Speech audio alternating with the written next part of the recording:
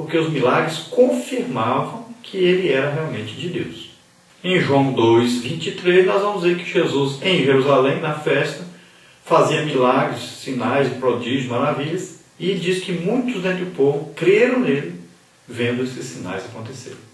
Um religioso famoso da época foi até Jesus, e disse para Jesus que ninguém poderia fazer os sinais que ele fazia se não fosse de Deus. Reconheceu como sendo de Deus através dos sinais operados por ele. Em João capítulo 6, nós vamos ver que as multidões seguiam Jesus por causa dos milagres que ele fazia. Em João 7:31, nós vamos ver que o povo dizia: se esse não é o Messias, será que quando o Messias vier vai fazer tantos sinais como esse faz? E acreditaram nele devido aos sinais, aos milagres, às maravilhas. Em João 4, nós podemos ver Jesus falando: se vocês não virem sinais, maravilhas, milagres, vocês não vão crer em mim. Se nós vemos Marcos 16, diz que os discípulos iam por toda parte pregando o Evangelho e Deus confirmava a pregação com sinais, prodígios, milagres, maravilhas, confirmando assim a palavra. Então, os Evangelhos, nós temos aí pelo menos 36 milagres operados por Jesus. Você pode ver aí nesse quadro. Nesse outro quadro, nós separamos os milagres que demonstram o poder de Jesus sobre a natureza. Nesse quadro agora, nós mostramos o poder de Jesus sobre a morte, a ressurreição. Veja aí. Então, quais os objetivos principais dos milagres? Podemos ver aí que os milagres provaram a fonte da mensagem. Os milagres de Jesus provaram o seu poder para perdoar pecados.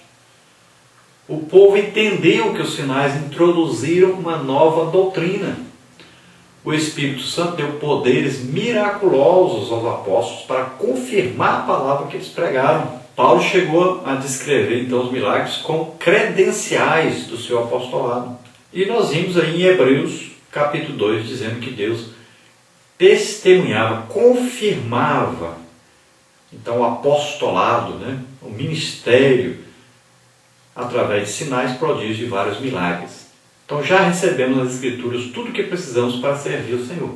Então veja aí algumas referências dos apóstolos, os milagres dos apóstolos. Em Atos dos Apóstolos são mencionados aí 20 milagres, veja aí as referências. Então, um dos motivos de haver milagre é também ajudar a fé das pessoas, é atrair as pessoas para ouvirem a pregação do Evangelho. É uma grande função do milagre. E nós vamos ver o padrão disso na Bíblia, em Atos dos Apóstolos. Acontecia um milagre, uma manifestação sobrenatural do Espírito Santo, as pessoas se ajuntavam e os apóstolos pregavam o Evangelho a essas multidões que vinham por causa do milagre, e as pessoas se convertiam. Aí eram batizadas nas águas, e eles impunham as mãos e eram batizados pelo Espírito Santo. Não importa aí a ordem do batismo nas águas, batismo com o Espírito Santo, como aconteceu com Cornélio, primeiro ele e sua família foram batizados pelo Espírito Santo, depois batizados nas águas. Então essa ordem não importa. Mas o fato é que aconteciam milagres, pregação do Evangelho, conversões.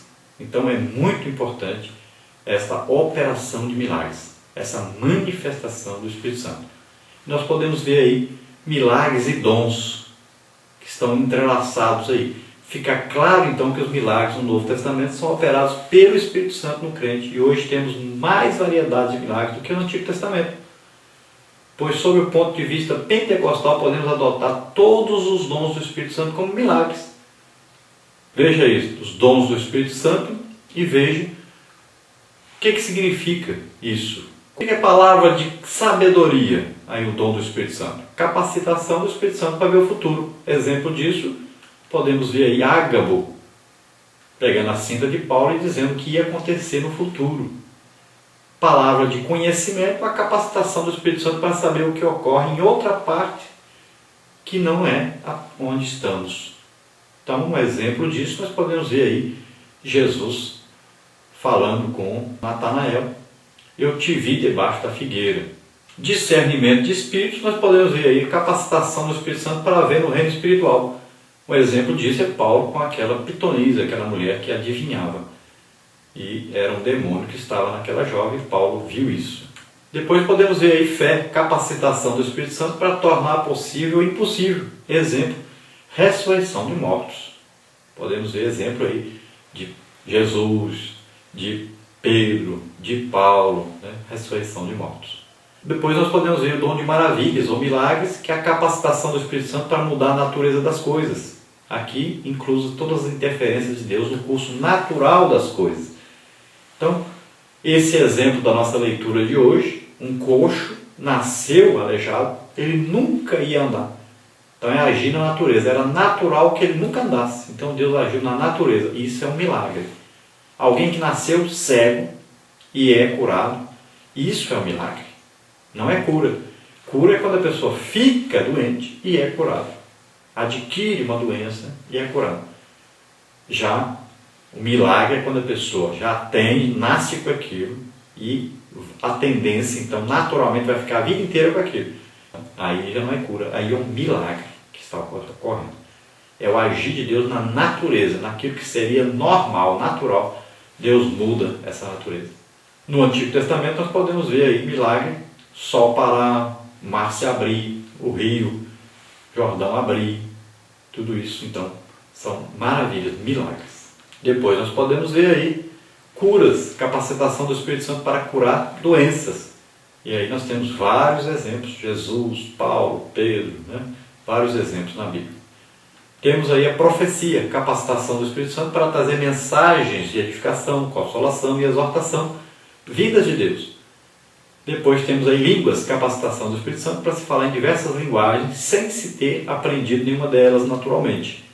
Inclusas aqui linguagens celestiais e também linguagens terrenas, de falar na linguagem de um estrangeiro também. Interpretação de línguas, capacitação do Espírito Santo para interpretar diversas linguagens, sem se ter aprendido nenhuma delas naturalmente. Inclusas aqui então linguagens celestiais também e terrenas. Nós vamos ver agora o nosso questionário, onde nós vamos passar pelos diversos pontos da nossa lição, procurando entender melhor a nossa revista então. Você pode encontrar este questionário aí na nossa página na internet e em outros sites também, é só você procurar. Se você colocar aí EBD na TV, Evangelista Henrique, você vai achar em vários sites diferentes aí os nossos estudos, nossos questionários, nossos vídeos. Então, aqui nós trazemos a resposta dos questionários nos vídeos.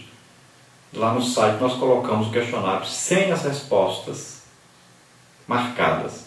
Então, algumas coisas para completar e outras coisas que são aí que você escolhe as respostas corretas. Então você vai marcar com V, aí verdadeiras, né? F, as falsas. Então vamos ver o nosso questionário. E você pode passar esse questionário para o seu aluno durante a semana. Toda quinta-feira, à tarde, já está aí pronto. O questionário está aí pronto, a lição está pronta. Os vídeos até a quinta-feira à noite, sempre até hoje nós colocamos lá disponíveis nesse site que você vê aí abaixo. Você encontra então esses vídeos. Vamos ver o nosso texto áureo, que é para completar. Diz assim: testificando também Deus com eles por sinais e milagres e várias maravilhas e dons do Espírito Santo. Hebreus 2 e 4. A nossa verdade prática, para completar também, diz assim: a igreja evangelizadora e missionária jamais deixará de operar milagres e prodígios, pois o Deus do impossível tem um sério compromisso com os que proclamam as boas novas. Dentro da nossa introdução, a pergunta 3, por que os sinais e maravilhas eram tão comuns à igreja primitiva? Qual o segredo daqueles cristãos? Então, porque havia uma obediência amorosa e consciente à grande comissão que o Senhor Jesus confiou aos seus discípulos. Quanto mais evangelizavam e faziam missões, mais o Cristo neles operava por intermédio do Espírito Santo. Era cumprimento pleno dessas promessas. E estes sinais seguirão os que creem. Em meu nome expulsarão demônios, falarão novas línguas, pegarão as serpentes, e se beberem alguma coisa mortífera, não lhes fará dano algum. E imporão as mãos sobre os enfermos e os curarão. Marcos 16, 17, 18. Nossa parte número 1 ainda da lição, sinais e maravilhas, a ação sobrenatural da igreja. Número 4, como o milagre deve ser visto? Então o milagre tem de ser visto não como algo que ficou nos tempos bíblicos, mas como recurso que o Espírito Santo nos coloca à disposição para que glorifiquemos a Deus e disseminemos o Evangelho de Cristo. Número 5. Qual a definição dos sinais e maravilhas operados pelo Espírito Santo na vida da igreja? Então, os sinais e maravilhas descritos na Bíblia, principalmente no Novo Testamento, são operações extraordinárias e sobrenaturais de Deus no âmbito das coisas naturais. São a suspensão das leis da natureza. Somente o que criou todas as coisas pode agir natural e sobrenaturalmente em todas as coisas, porque tudo lhe é possível. Marcos 10, 27. Número 6. Quais os objetivos do milagre? Então, Marcos 2, 12, Lucas 5, 26, João 11, 4. Então, primeiro, podemos ver que os milagres são para glorificar a Deus. Outra coisa, para expandir o reino de Deus. Em Atos, os prodígios operados pelos apóstolos abriram-lhes as portas da palavra, a fim de que anunciassem com poder e destemor o Evangelho. Veja aí a porta famosa, Atos 3, de 1 a 11. Veja aí Paulo pregando em Listra, Atos 14, versículo 8 até 18. Vemos também a intervenção sobrenatural de Deus visa também beneficiar o ser humano. Alguém que é curado do câncer, por exemplo, enaltece o nome do Senhor pelo favor imerecido. Número 7. Quem transforma os sinais e maravilhas em um show? Então o milagre não tem por objetivo criar um espetáculo. Foi por isso que o Senhor emudeceu-se e nada fez ante a curiosidade de Herodes. Então, somente os que buscam a própria glória é que procuram fazer que os sinais e milagres sejam um show.